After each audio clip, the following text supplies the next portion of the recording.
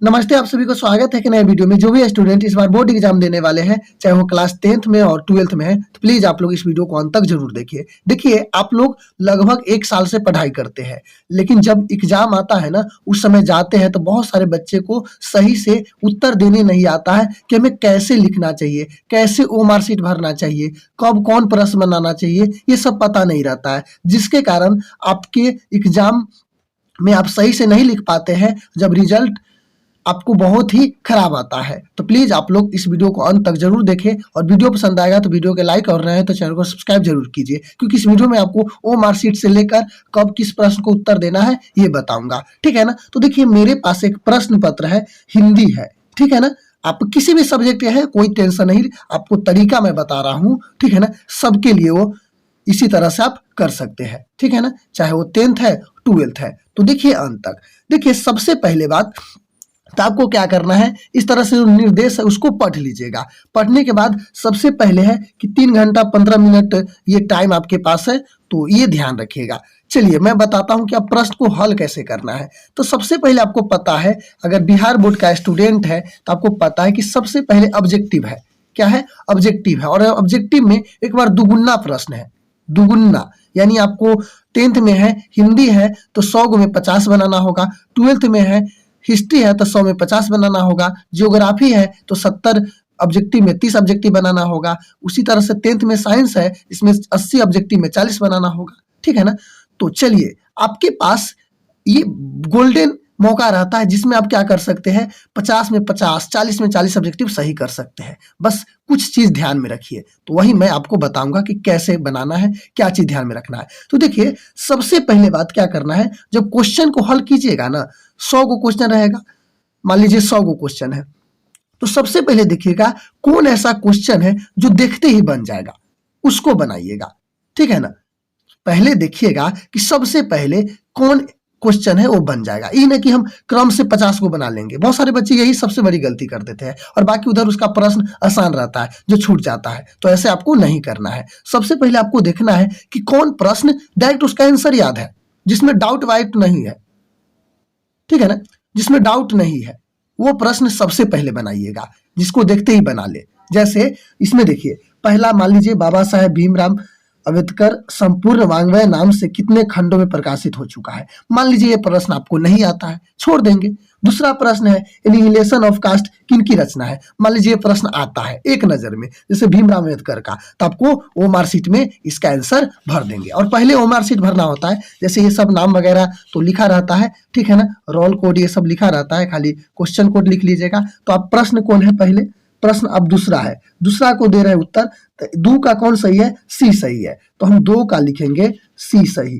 तो सी में हम क्या करेंगे, गोला कर देंगे, इसी तरह से सी में। ठीक है। आप इसी तरह से वो मार्कशीट में भरिएगा। आपको जोन सबसे बेहतर तरीके से उसका आंसर पता है, डायरेक्ट, जिसमें डाउट वोट नहीं है, उसको बनाइए। ठीक है ना। मान लीजिए अब तीसरा प्रश्न देखते हैं।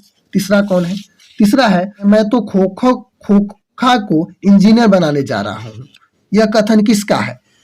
मिसेज सेन का, आलो का, सीमा का, सेन साहब का। मान लीजिए याद है, याद है तो बना दीजिए। 3 का डी है तो आप क्या कीजिएगा, वो मार्कशीट में 3 का डी घस दीजिएगा। ठीक है ना। 3 का डी सही है तो 3 का डी यहाँ क्या कर दीजिएगा, घस दीजिएगा, 3 का डी। ठीक है। इसी तरह से आपको क्या करना, सही से घसिएगा, बाहर नहीं निकलना चाहिए। ठीक है। ताकि ये मशीन से चेक होता है, बाद में हो सके आपको रिजेक्ट भी हो सकता है ये। ठीक है। तो इसीलिए सही से घसिएगा।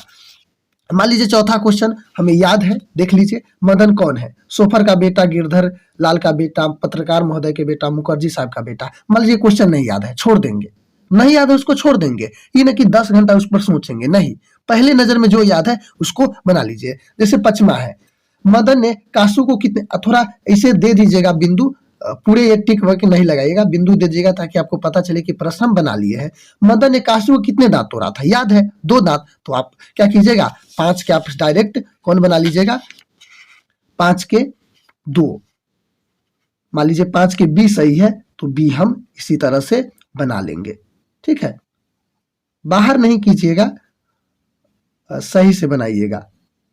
वो मार्कशीट में। ठीक है, इसी तरह से बना लीजिएगा। तो इसी तरह से ऑब्जेक्टिव आपको बनाना है, जो बनेगा उसको बनाना है, नहीं बनेगा उसको छोड़ देना है। ठीक है ना। मान लीजिए मैक्स मुलर के पिताजी के नाम को याद है, फर्स्ट इन, तो बनाइए। इसमें आप डाउट वाला क्वेश्चन नहीं बनाइएगा पहले, ये बात तो भूल जाइए, क्योंकि आपके पास 100 क्वेश्चन है, 70 क्वेश्चन है। ठीक है ना। अगर 12th में है भूगोल में, तो जिसमें प्रैक्टिकल होता है 12th में उसमें 70 होता है, और 10th में जिसमें प्रैक्टिकल होता है उसमें 80 होता है, और जिसमें नहीं होता है उसमें 100 होता है। तो आपको दुगुना क्वेश्चन है, ऐसा मौका तो नहीं रहता है। ठीक है ना। तो आप इसी तरह से बनाइएगा, जो आपको हार्ड लगे उसको छोड़िएगा। पहले टाइम में मान लीजिए आप 40 प्रश्न बिना डाउट वाला है, डायरेक्ट उसका आंसर पता था, वो बना लिए। 1 से 100 तक पढ़ जाइएगा। ठीक है ना। और जो मान लीजिए 40 प्रश्न आपको डायरेक्ट बन जा रहा है, तो वो 40 प्रश्न ही आप पहले बनाइएगा। ठीक है। उसके बाद 10 प्रश्न फिर देखिए, 10 प्रश्न आप बच गया, तो 10 प्रश्न में कौन आपको ऑप्शन पढ़ने के बाद बन रहा है, फिर उसको बना लीजिए। इसी तरह से आप 50 प्रश्न को उत्तर दे दीजिएगा। ठीक है ना। ये ना कि डायरेक्ट शुरू से 50 को दे दीजिएगा। तो इसी तरह से आप बना सकते हैं, किसी भी सब्जेक्ट में हो। ठीक है। उसके बाद ऑब्जेक्टिव बन जाएगा। ठीक है ना। ऑब्जेक्टिव के पहले ही बना लीजिएगा, याद रखिएगा। उसके बाद आपको सब्जेक्टिव बनाना होता है। सब्जेक्टिव में देखिए हिंदी है तो गद्यांश रहता है, जो भी रहे, अगर अदर सब्जेक्ट है फिर उसका उत्तर बारी बारी से दीजिएगा। और ध्यान रखिए, अगर सब्जेक्टिव भी जब बनाइएगा ना, गद्यांश है और सब्जेक्टिव भी जिसको बनाइएगा, क्या कीजिएगा, जो पहले बेहतर तरीके से आता है वही बनाइएगा। ठीक है ना। ये ना कि जो मन वो बना ले, जो सबसे बेहतर तरीके से आता है उसी को बनाइएगा। मान लीजिए हम प्रश्न उत्तर को हल कर रहे हैं सब्जेक्टिव में, ठीक है, और इसमें 10 प्रश्न है, इसमें से 5 बनाना है, तो हम शुरू से 5 को क्यों, जो आपको बन रहा है वो बनाइए। मान लीजिए पहले का आंसर 5वां का बेहतर तरीके से याद है, तो लिखिए 5 का भी और बनाने लगिए। ठीक है ना। बहुत सारे बच्चे कंफ्यूज हो जाते हैं कि सर हम 1 के बाद 2 बनाए, 3 बनाए, क्रम से। अरे क्रम से नहीं, जो बेहतर तरीके से जिसका आंसर आता है लिखिए, नंबर पता होना चाहिए। ठीक है ना। उससे कोई मतलब नहीं है। और रंगप्पा कौन था, तो 5 के मान लीजिए अगला बना रंगप्पा कौन था, तो ये बना लीजिए। तो इसी तरह से आप बना सकते हैं, चाहे 10th का स्टूडेंट है, 12th का स्टूडेंट है। इसी तरह से प्रश्न उत्तर को हल कीजिएगा। पहला मैं बता दिया हूं क्या करना है। सबसे पहले ध्यान रखिएगा कि ऑब्जेक्टिव कैसे बनाना है, मैं बता दिया हूं। उसके बाद सब्जेक्टिव में जो बेहतर तरीके से आएगा उसको बना लीजिएगा। और देखिए कैसे नंबर नहीं आता है, 90+ नंबर आप कैसे ला सकते हैं आसानी तरीके से, बस। और दूसरी बात, सब्जेक्टिव बनाने के समय हैंड राइटिंग पर विशेष ध्यान दीजिएगा। ठीक है ना। तो इसी तरह से आप हल कर सकते हैं।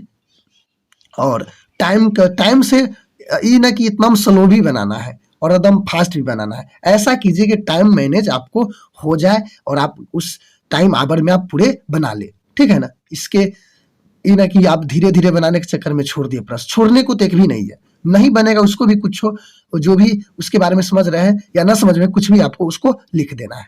ठीक है ना। तो समझ गए ऑब्जेक्टिव कैसे बनाना है और सब्जेक्टिव बनाना है कैसे। ठीक है ना। और ओमार शीट में कैसे भरना है, तो ओमार शीट में भी सही से भरना है। मैं बता दिया हूँ कि बाहर नहीं निकालना है। तो मुझे उम्मीद है कि यह वीडियो आपको पसंद आया होगा, और पसंद आया तो वीडियो के लाइक और नया हो तो चैनल को सब्सक्राइब जरूर करें। धन्यवाद।